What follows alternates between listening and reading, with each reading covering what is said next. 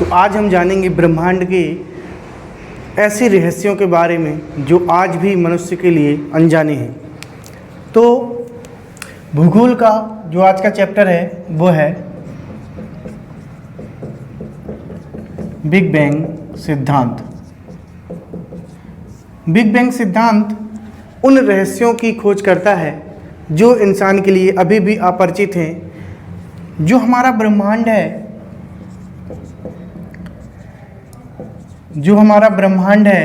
वो बहुत ज़्यादा रहस्यों से भरा हुआ है।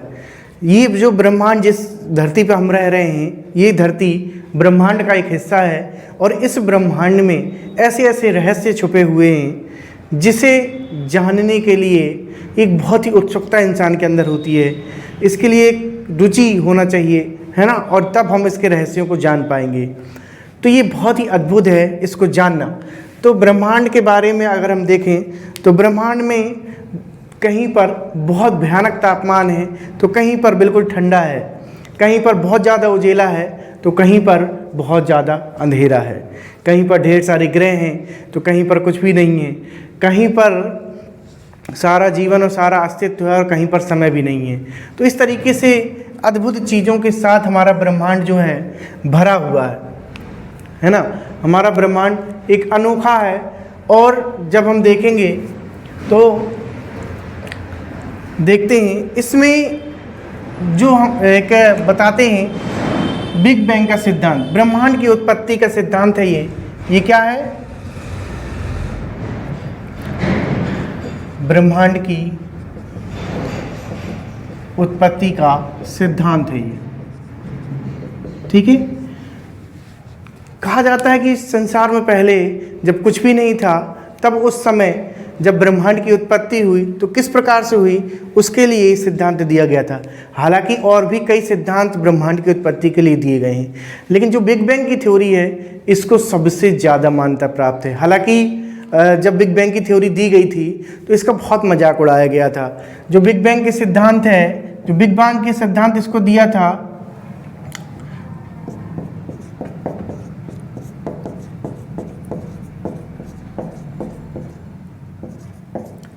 जॉर्ज लेमेंतियर नाम के एक महान वैज्ञानिक थे जिन्होंने इस थ्योरी को दिया था।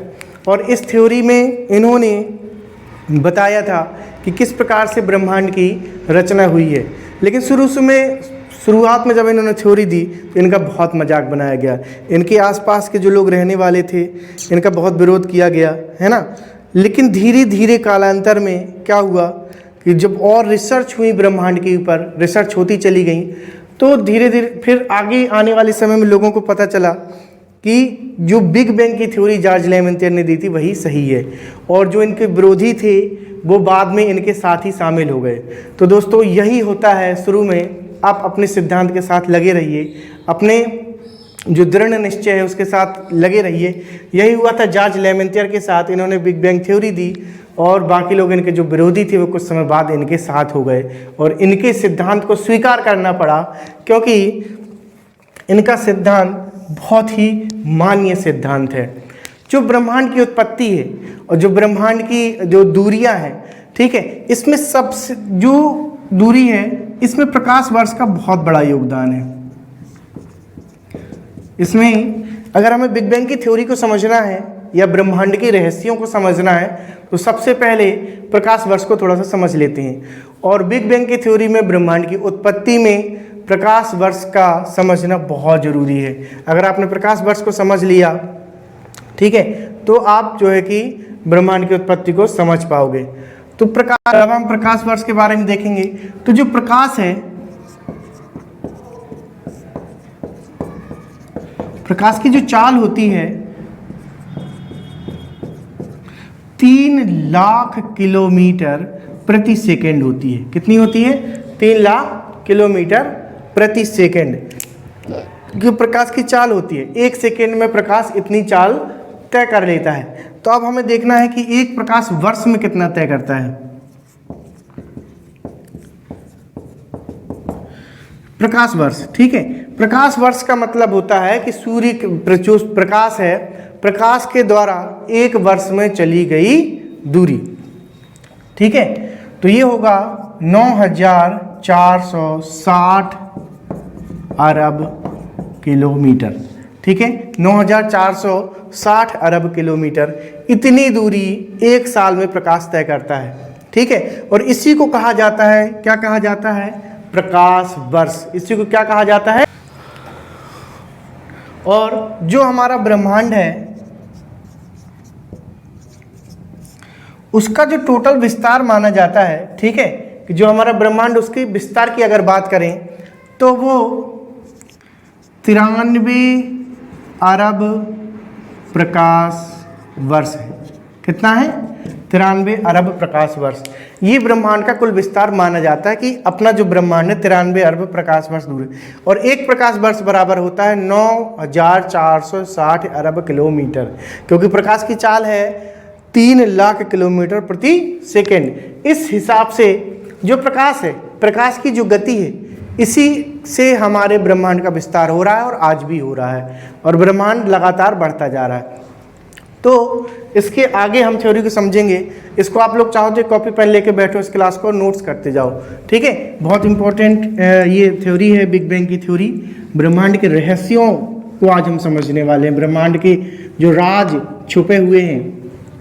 ठीक है, ब्रह्मांड के जो राज छुपे हुए हैं, ठीक, एक उन सीक्रेट्स के बारे में आज हम चर्चा करेंगे जो हमसे अनजाने हैं। तो यहाँ पर जो हमारे जॉर्ज लेमेंतियर थे जिन्होंने ये थ्योरी दी, ठीक है, इनका क्या मानना है कि आज से करीब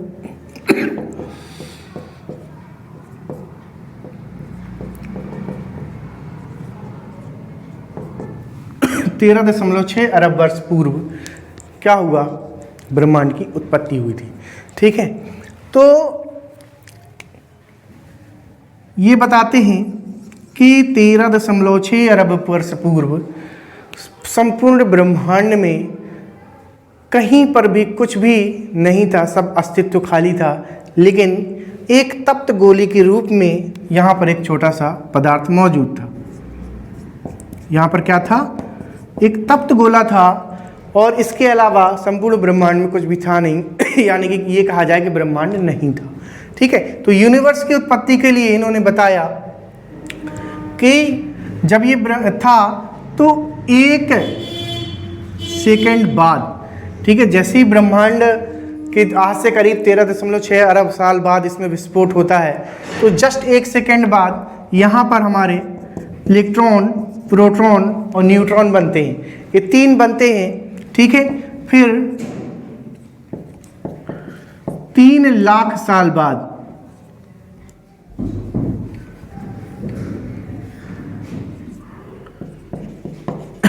3 लाख साल बाद हमारे बादल नहीं, ये 3 लाख साल बाद हमारा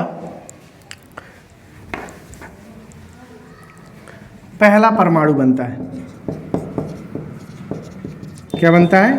पहला परमाणु बनता है। फिर 1 वर्ष बाद हाइड्रोजन तथा हीलियम, ठीक है, हीलियम के मिलने से बादल, तारे इत्यादि का निर्माण होता है। ठीक है, फिर 13 अरब साल बाद 13 अरब साल बाद ग्रह,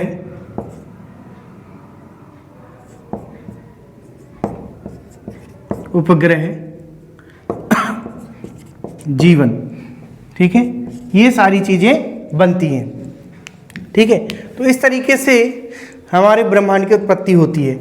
जो ब्रह्मांड था ये तप्त गोला था, इसमें विस्फोट होता है, 1 सेकंड बाद इलेक्ट्रॉन, प्रोटॉन, न्यूट्रॉन बनते हैं, 3 लाख साल बाद पहला परमाणु बनता है, 1 अरब साल बाद हाइड्रोजन और हीलियम के मिलने से बादल और तारे बनते हैं। ठीक है, 13 अरब साल बाद ग्रह, उपग्रह और जीवन का निर्माण होता है। इसको नोट करिए और वीडियो को पॉज करके नोट कर लीजिए, फिर इसके आगे बढ़ते हैं।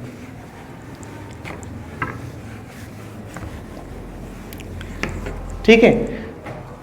और हमने देखा यहाँ पर ये जो तप्त गोला था,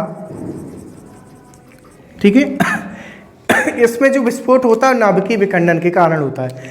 नाभिकीय विखंडन के कारण इसमें विस्फोट होता है और विस्फोट होने के बाद इसके आसपास के जो तत्व होते हैं वो संघनित होते चले जाते हैं और संघनित होकर के इसके चारों तरफ इकट्ठे होंगे और चारों तरफ इकट्ठे होते होते फिर क्या होगा, जब इसके आसपास के तत्व इसके चारों तरफ इकट्ठे हो जाएंगे तो इस प्रकार से आकाशगंगा का निर्माण होता है। और एक बहुत लंबे समय के बाद एक बार इसमें दोबारा विस्फोट होता है, जिसके बाद इसके आसपास के जो तत्व होते हैं वो बहुत सारे आकाशीय पिंडों के रूप में परिवर्तित हो जाते हैं, जिसमें हमारे सूर्य का निर्माण होता है, हमारे ग्रहों का निर्माण होता है, उपग्रह का निर्माण होता है। इस तरीके से पूरे ब्रह्मांड का निर्माण हो जाता है। और शुरू में जो हमारा ब्रह्मांड था, स्टार्टिंग में बिल्कुल अंधकारमय था, कहीं पर भी प्रकाश नहीं था, बस ये तप्त गोला था यहाँ पर। तो इसमें जैसे ही ब्लास्ट होता है उसके कुछ 3 लाख साल तक इसमें अंधेरा ही रहता है, उसके बाद इसमें धीरे धीरे प्रकाश आना चालू होता है और 13 अरब साल बाद पूरा ब्रह्मांड जो है कि प्रकाश से जगमगा उठता है। आज हमारे ब्रह्मांड में अरबों खरबों सूर्य एक एक आकाशगंगा में है, ठीक है, एक आकाशगंगा में अरबों सूर्य हैं। इस प्रकार से अरबों आकाशगंगाएं हमारे ब्रह्मांड में मौजूद हैं और वो आकाशगंगा और वो ब्रह्मांड लगातार हमसे क्या होती हैं, दूर जा रही हैं, ठीक है, लगातार हमसे क्या है, दूर जा रही हैं, ठीक है। प्रकाश की जो सबसे छोटी इकाई है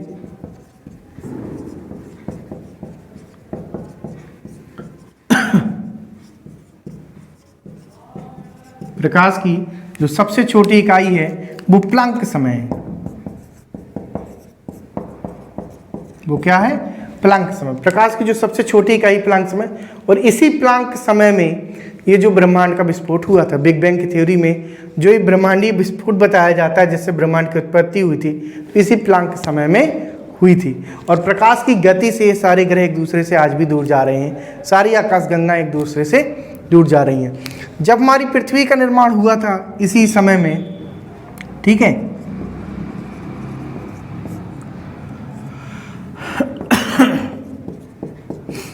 जब हमारी पृथ्वी का निर्माण हुआ था तो पृथ्वी ऐसी नहीं थी जैसी आज है।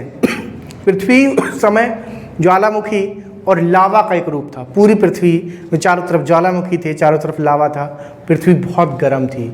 इसमें फिर कालांतर में क्या होता है, हाइड्रोजन का एक अणु तैयार होता है। हाइड्रोजन के अणु तैयार होने के बाद हाइड्रोजन के अणु जब संघनित होते हैं तो इसमें हीलियम का अणु बनना तैयार हो जाता है और हाइड्रोजन और हीलियम के मिलने से इस तरीके से क्या होता है कि ढेर सारे इसमें जीवन की उत्पत्ति होती है। और जीवन में क्या होता है, हाइड्रोजन और ऑक्सीजन का फिर मिलन होता है और हाइड्रोजन और ऑक्सीजन के मिलने से एक कोशिकीय जीव का निर्माण यहाँ पर होगा। तो हाइड्रोजन और ऑक्सीजन के मिलने से एक कोशिकीय जीव बनेंगे, फिर एक कोशिकीय जीव के मिलने से बहुकोशिकीय जीव बनते हैं और इस तरीके से धीरे धीरे पृथ्वी पर जीवों का भरमार हो जाता है। और आज की स्थिति में हमारी पृथ्वी है जो यहाँ पर जीवों से भरी हुई है।